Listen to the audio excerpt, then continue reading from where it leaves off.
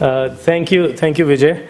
I work in the school education sector, and one of the interesting things that I see, we've all been talking about the fact that you can only make a change in the talent pool in India if you start at the school level. Obviously, I can't disagree with that. That's a truism, but that's going to take some time for that to happen and take effect.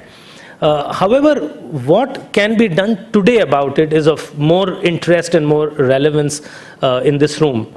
So we see some sort of wave of change happening, and that is all the debate has been focused around on something we call 21st century skills. Now it's very easy to list out what these 21st century skills are, but it is really difficult to put it into practice inside a classroom. So today we study math, chemistry, physics, social sciences, and so on. But 21st century skills, we are talking about critical thinking, creativity, judgment, design thinking. That's a completely new paradigm shift for a teacher inside a classroom who's been brought up and taught in a very classical way. So how do you disrupt the classroom?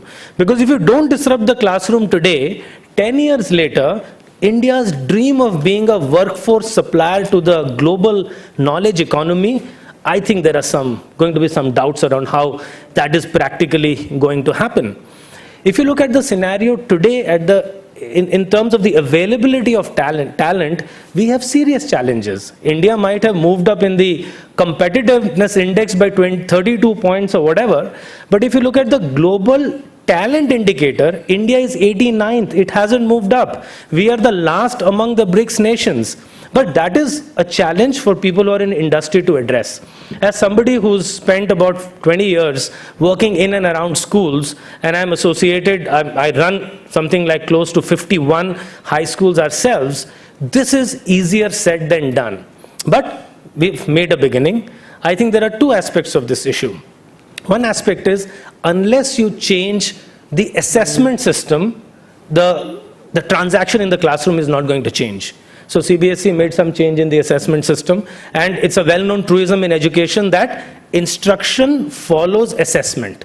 So unless we start examining for the application level of learning, the design level of learning, the evaluation level, nothing is fundamentally going to change in the classroom. There's good news that has started changing. We need to press the accelerator on that, make it much faster.